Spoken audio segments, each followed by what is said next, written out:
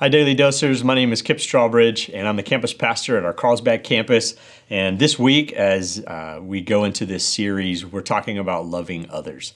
And I wanted to share a story from Luke chapter 10, and an encounter that comes up with Jesus from, we'll just jump right into it. It says this in verse 25. On one occasion, an expert in the law stood up to test Jesus.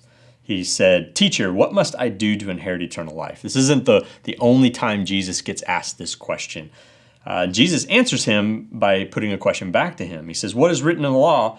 How do you read it?" And this expert in the law responds with something that a Jewish culture would know as the Shema.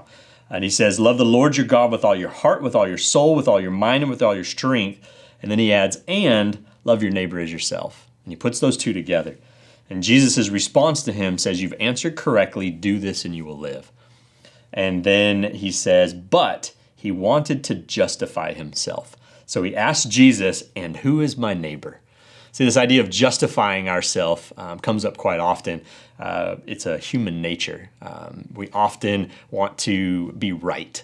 And then when we know we're wrong, we tend to justify. Like for me as a kid, I remember thinking things like when my mom would say, "Clean up your room." Well, then to justify myself, I would redefine what my room means. And I would define it such as, well, my floor is my room. So then I just clean my floor. So I take everything off my floor, throw it in my closet, and now my room is clean. And I feel justified, right? This is very similar to what's happening here as Jesus is asked this question. This guy wants to justify himself by redefining the terms. And Jesus gives one of his many famous parables. And this one he goes into what we now know as the Good Samaritan, where he tells a story about a man who was beaten up and left on the roadside. And his audience listening would have understood this as he says, then a Levite and a priest walk by. Both of them pass by this person on the side of the street, beaten almost to his death, left naked on the ground, and they don't help this person. Two people who, a priest and a Levite, in their culture you would have assumed would be the kind of person who would show love to a neighbor, someone in distress. And then he says, and then a Samaritan passed by.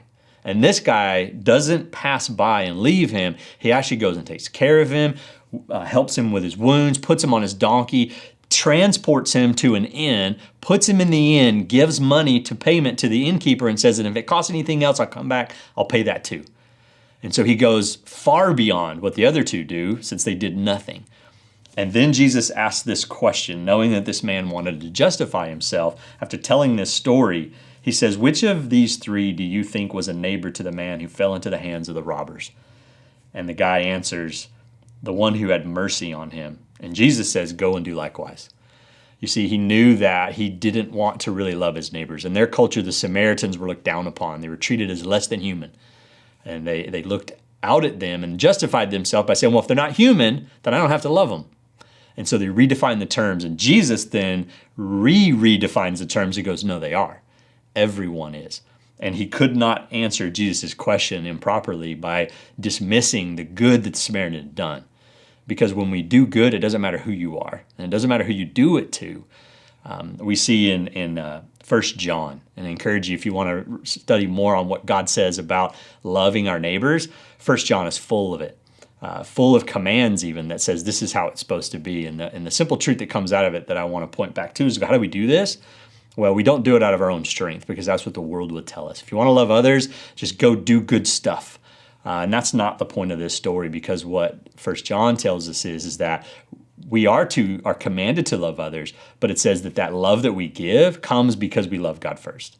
And so it begins with a relationship with God. And when we recognize the love that we've received, then it overflows out. And then someone like this Samaritan who we would have thought maybe wouldn't have been the kind of person who would help, the less than human, even that person can then receive our love. And we no longer make excuses and justify and redefine who should deserve love because the answer is everyone. So as believers, we have no excuse to dismiss anyone. But we should be going out and like James says, to love in word and deed, not just word and speech, but in love, in action. And go out and love others because God loved us and we know that we don't deserve it. Therefore, we can then give that same love to others. Have a good day, Daily Dosers.